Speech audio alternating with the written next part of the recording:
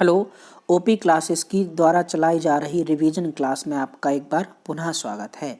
आज हम लोगों की रिवीजन से संबंधित यह दूसरी क्लास है जिसमें हम लोग जानेंगे चंपारण सत्याग्रह के बारे में, उत्तर वैदिक काल की आश्रम व्यवस्था के बारे में, विज्ञान का एक महत्वपूर्ण टॉपिक है श्यानता, उसके बारे में, इसके अलावा दुर्लभ ब्रह्म कमल पुष्प के बारे में तथा भारत में सरकार का वरीयता क्रम क्या है इसके बारे में। तो आइए सबसे पहले देखते हैं चंपारण सत्याग्रह। चंपारण सत्याग्रह हुआ था वर्ष 1917 में। चंपारण बिहार में स्थित है। खासियत क्या थी इसकी? यह गांधी जी का भारत में पहला सत्याग्रह था। इसके पहले गांधी जी ने सत्याग्रह का प्रयोग दक्षिण अफ्रीका में किया था, जबकि भारत में गांधी जी का पहला सत्याग्रह चंपारण सत्याग्रह के रूप में जाना जाता है। इसी सत्याग्रह के दौरान गांधी जी को भारत में पहली जेल भी हुई थी। ठीक, अब क्या है, चंपारण में जो परिस्थितियां थीं उसके बारे में गांधी जी को राजकुमार शुक्ल ने बताया था और उन्हीं के कहने पर ही गांधी जी चंपारण आए थे और सत्याग्रह का प्रयोग किया था। ऐसी क्या परिस्थितियां रहीं जिसके तहत गांधी जी को चंपारण सत्याग्रह करना पड़ा, तो वो जानते हैं। चंपारण में अंग्रेजों ने लागू कर रखी थी 3 कठिया पद्धति या 3 कठिया प्रणाली।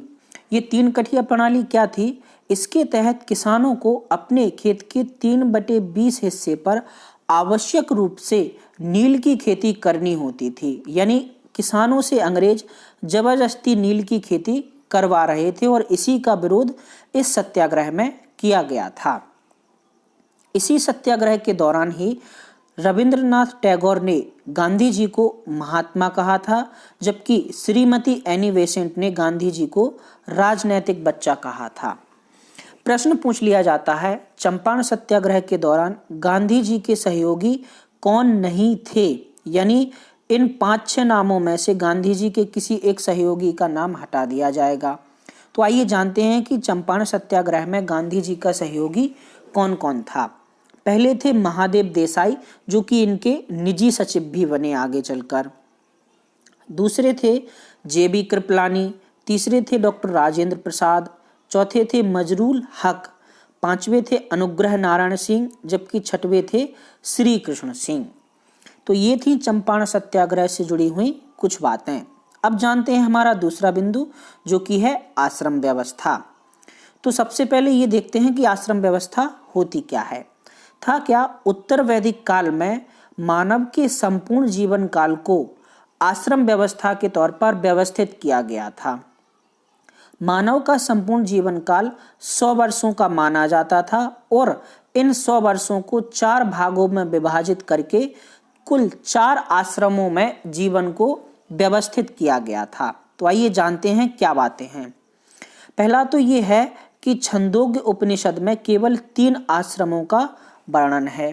चौथा जो आश्रम जोड़ा गया था वो जबालो उपनिषद में उसका वर्णन मिलता है। अच्छा, आश्रम व्यवस्था किस काल की देन है? तो उत्तर वैदिक काल से मानी जाती है, जिसमें से 3 आश्रमों का वर्णन है छंदोग्य उपनिषद में, जबकि 4 आश्रमों का वर्णन जबालो उपनिषद में मिलता है। अब उत्तर वैदिक काल जब यहाँ पर आश्रम व्यवस्था लागू की गई थी तो केवल 3 आश्रमों का वर्णन मिलता है। वो 3 आश्रम कौन कौन से हैं? ब्रह्मचर्य, गृहस्थ, जबकि वानप्रस्थ। ये 3 आश्रम उत्तर वैदिक काल से ही शुरू हुए थे, जबकि चौथा आश्रम जिसे संन्यास कहा जाता है महाजनपद काल में स्थापित हुआ था। ठीक है, चलिए देखते हैं कि आश्रम व्यवस्था में किस काल को क्या क्या कहा गया। आश्रम व्यवस्था में सबसे पहला है ब्रह्मचर्य, जो कि बच्चे के जन्म से लेकर 25 वर्ष तक की आयु तक चलता था। इस आश्रम व्यवस्था में यानी ब्रह्मचर्य आश्रम व्यवस्था में मुख्य कार्य क्या था? ज्ञान की प्राप्ति। दूसरा आश्रम था आपका गृहस्थ, जो कि 26 वर्ष की आयु से लेकर 50 वर्ष की आयु तक चलता था और इसका मुख्य कार्य था सांसारिक जीवन यापन करना। तीसरा था जो कि उत्तर वैदिक काल में आया था वानप्रस्थ। वानप्रस्थ में आयु जो थी वो 51 वर्ष से लेकर 75 वर्ष होती थी और इसका मुख्य कार्य था मनन, चिंतन तथा ध्यान। चौथा आश्रम जो कि महाजनपद काल में जोड़ा गया था, ये जाता था 76 वर्ष की आयु से 100 वर्ष की आयु तक, और इसमें जो प्रमुख कार्य होता था वो होता था मोक्ष हेतु तपस्या करना। ठीक है, आगे देखते हैं कुछ और बिंदु। गृहस्थ आश्रम सर्वश्रेष्ठ माना जाता था। क्यों माना जाता था? क्योंकि इसी आश्रम में त्रिवर्ग का प्रयोग होता था। त्रिवर्ग कौन कौन से? धर्म, अर्थ तथा काम। इसका प्रश्न पूछा गया था, गृहस्थ आश्रम से संबंधित त्रिवर्ग कौन कौन से हैं, तो वो आपको त्रिवर्ग याद रखने हैं। ठीक, इसके अलावा क्या है, इसी आश्रम में यानी गृहस्थ आश्रम में ही त्रिऋण से मुक्ति मिल जाती थी। वो त्रिऋण क्या है? एक है ऋषि ऋण, जो कि ज्ञान प्राप्ति के बाद मुक्त हुआ जा सकता था इससे। दूसरा है पितृ ऋण, यानी पुत्र की प्राप्ति होने पर पितृ ऋण से मुक्ति मिल जाती थी। तीसरा है देव ऋण, यानी तपस्या या ध्यान लगाने से देव ऋण से भी मुक्ति मिल जाती थी। इसके अलावा क्या है, एक और बिंदु है आश्रम व्यवस्था से संबंधित। जो शूद्र थे वो केवल गृहस्थ आश्रम को अपना सकते थे। शूद्रों को केवल गृहस्थ आश्रम अपनाने की छूट थी। शूद्र क्या थे? ये थे आपके वैदिक काल से शुरू की गई वर्ण व्यवस्था का एक रूप। वैदिक काल में वर्ण व्यवस्था जो थी वो आपके कर्म के आधार पे थी। किस आधार पे थी? कर्म के आधार पर। और कुल 4 वर्ण थे। कितने वर्ण थे? 4, जिसमें सबसे निम्न वर्ण माना जाता था शूद्र।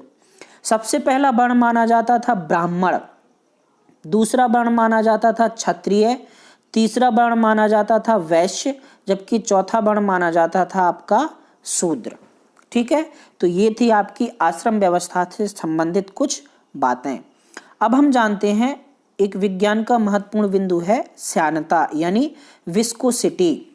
श्यानता क्या है? श्यानता के कारण ही कोई द्रव गाढ़ा या पतला होता है। यानी क्या है? श्यानता द्रव का वह गुण है जिसके कारण द्रव अपनी विभिन्न परतों के मध्य आपेक्षिक गति का विरोध करता है।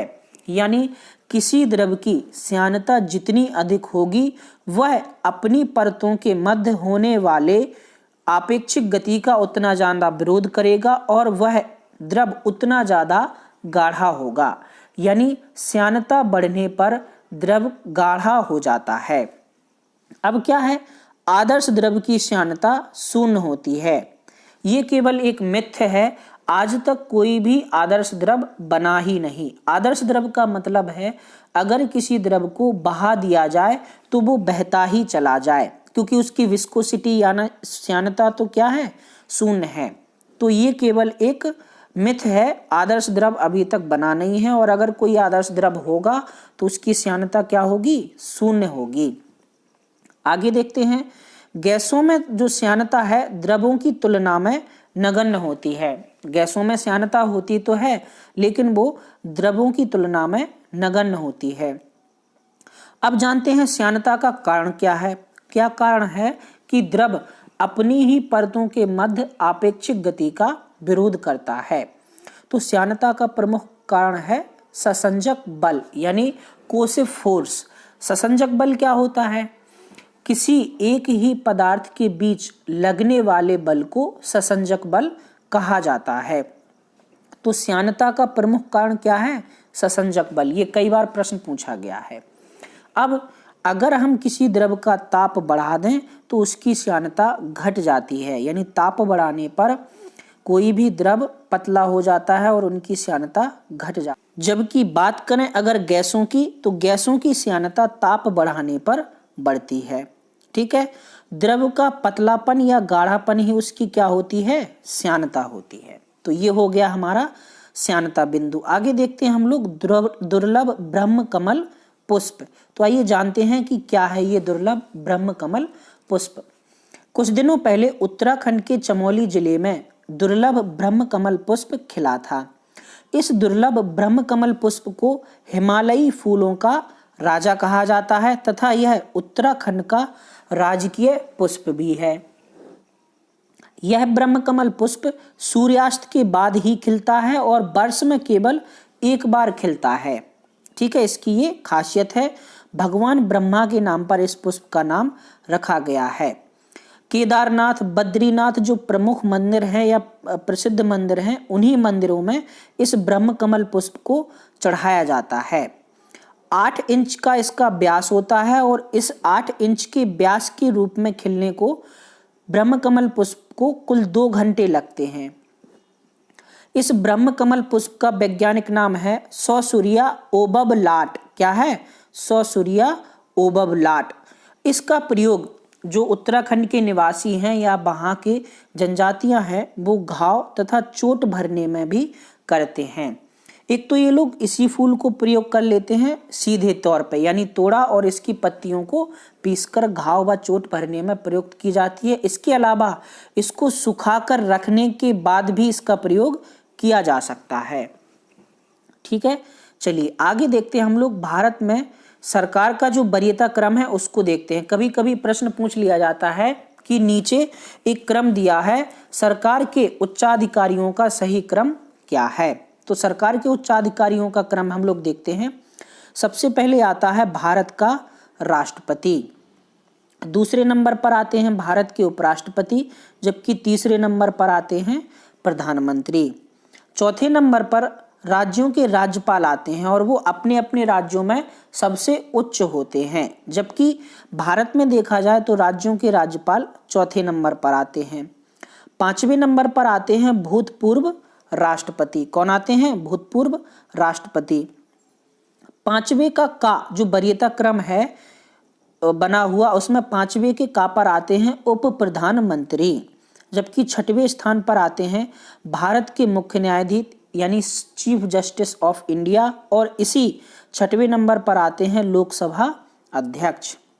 7वें नंबर पर आते हैं विभिन्न प्रकार के कैबिनेट मंत्री और उन्हीं के साथ रखा जाता है दोनों सदनों के विपक्ष के नेता को। 8वें नंबर पर आते हैं विदेशों में भारत के राजदूत या भारत में जो भी विदेशी राजदूत या उच्चाधिकारी होते हैं वो भारतीय सरकार में 8वें नंबर पर आते हैं। 9वें नंबर पर आते हैं सर्वोच्च न्यायालय के न्यायाधीश। ऊपर थे सर्वोच्च न्यायालय के मुख्य न्यायाधीश और ये हैं सर्वोच्च न्यायालय के जो अन्य न्यायाधीश होते हैं वो 9वें नंबर पर आते हैं। 9वें के का जो वरीयता क्रम है उसमें आते हैं CAG यानी नियंत्रक और महालेखा परीक्षक, कंट्रोलर ऑडिटर जनरल। इसके अलावा UPSC के अध्यक्ष तथा चीफ इलेक्शन कमीशन यानी मुख्य निर्वाचन आयुक्त भी 9वें के का में आते हैं। 10वें में आते हैं लोकसभा उपाध्यक्ष तथा राज्यसभा के उपसभापति, जबकि वरीयता क्रम में 11वें पर आते हैं भारत के महान्यायवादी और कैबिनेट सचिव। तो ये थी हमारी आज की रिवीजन क्लास, इसको अच्छे से नोट कर लेना। आज के लिए इतना ही, धन्यवाद।